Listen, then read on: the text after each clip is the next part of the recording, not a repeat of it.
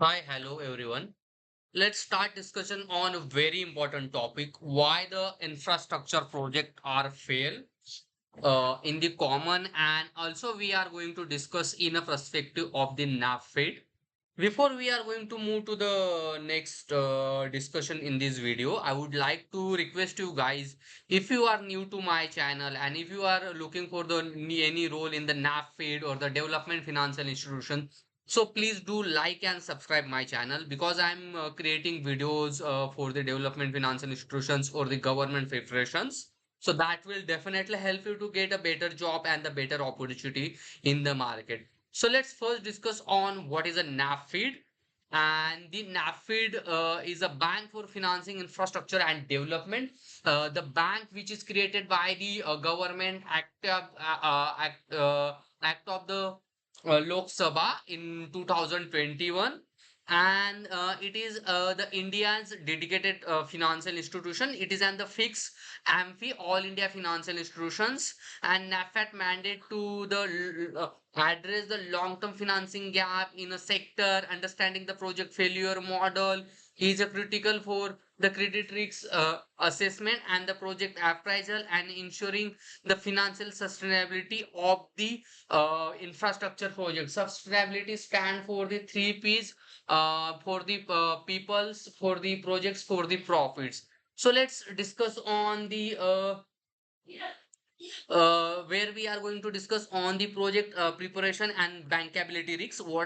In that case, what are the risks, or why the NaBFID project will fails? So if suppose there is inadequate the detailed project report, suppose the detailed project reports are not the cover everything that need to be all the covenants, and it is the weak traffic revenue forecasted, lend optimization bias, and eventually the revenue will not and the shortfall versus the debt obligations will not cover in the detailed project report. Guys, it is the initial document which is prepared by the government authority for the projects, and that should be a detail, and that should be signed, that should be approved by each the lender or the sponsor or the government body. So that's the detail project report is important. Then the follow the risks allocation, key risks like land acquisition or the land leaks, clearances from the environment department or the government department or the forest department is important, and the demand risks like clearly allocated the between the public authority and the concession. So in the while the project is on get started, so before the recently the National Highway Authority of India indicated that we before the project gets started at that time, the 90% of land acquisition is completed. Guys, understand how the land acquisition is important, because once the project is allocated and land acquisition is pending, that will allow to face the huge challenges for the sponsor, and cost of to acquire the land is increases. So then incomplete feasibility, so project reaching financial close with 80% land is possession or key environmental clearance are primary causes of time and overrun, which I already told you. Because of the if that clearance is not, it will consume time and it will make to delay the commercial operation date or the date of commencement of the commercial operation, and that the project progress will impacted. And if suppose we make the weak operation and maintenance project or the floating not fixed base, and we don't do the improper planning, so life cycle costing ignore and lending to asset deterioration, and the refinancing trace will increasing. If we do the operation and maintenance are weak, we don't do the assessments and the concession agreement for that. Then let's discuss on the second thing, where the financing structure and the credit risks. So where we discuss on the asset liability mismatch, most of the banks, most of the commercial bank, rural bank, foreign bank, or the payment bank or the small finance bank are, if they give the money to the infrastructure finance, so they definitely face the asset liability mismatch, because the commercial bank has the special features, that is the CASA, where the current account and saving account funds will created, and that funds are stored in that account for the customer for the 2 to 3 years, and the infrastructure project financing is the 20 to 30 years in tenure, but commercial bank are constant by shorter deposit profit. The NaBFID bridges this gap to the asset liability mismatch. So over leverage special purpose vehicle, so aggressive binding with minimal equity create and battle capital structuring vulnerable of delays refinancing risks.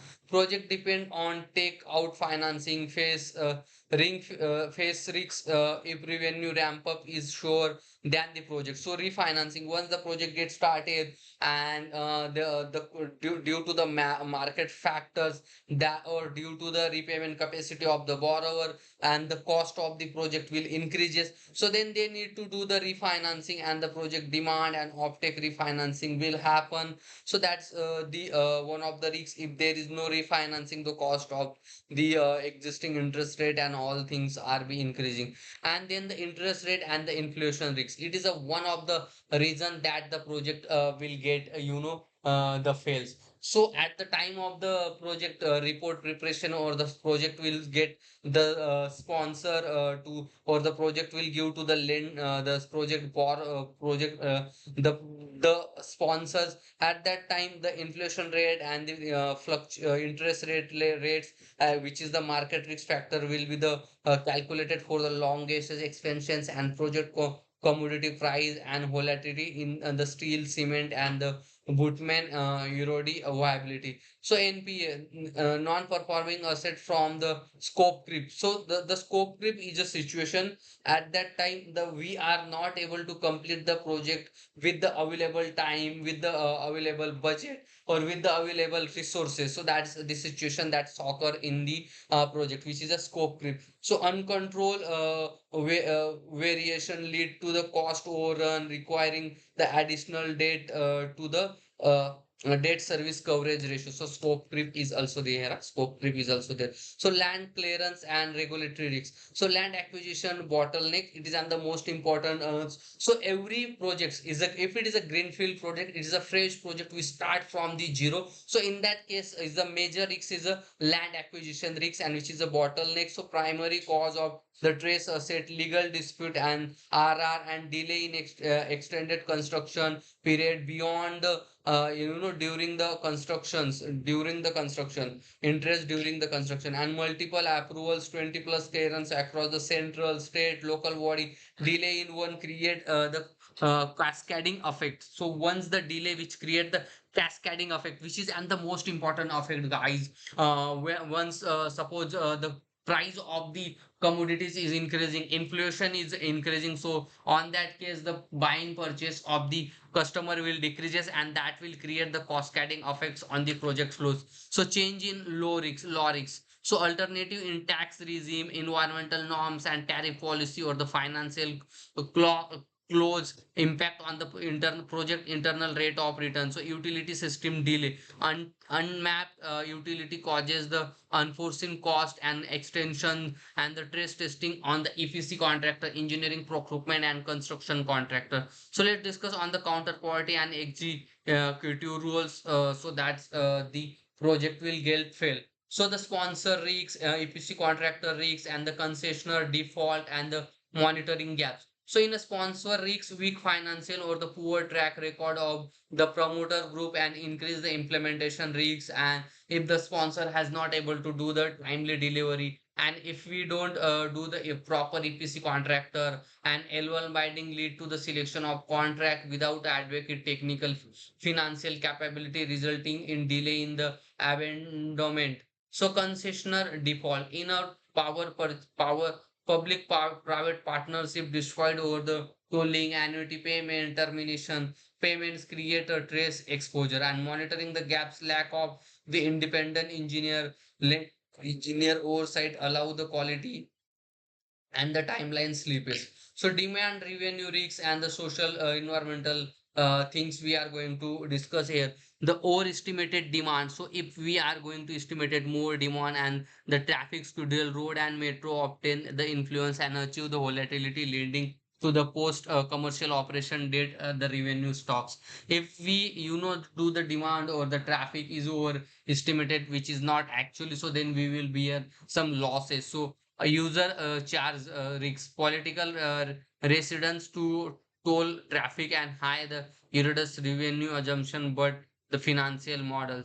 So the computing the facility risks is a parallel infrastructure development, not factors by the DPR and reduce the cash flow projected cash flows and the force major event. It is and the most important event, guys, where the natural disaster will happen to the projects or the infrastructure project has high the chance that the force major event will happen. So like pandemic, climate event, and they disrupt the revenue and stress testing and the resilience. So then sectorial micro risks. So policy under uncertainty, changes in the sectorial policy like renewable tariff, highway tooling norms, and the impact on the the investor compliance and the forex via ECB heavy structure exposure to the currency depreciation and increasing the debt burden.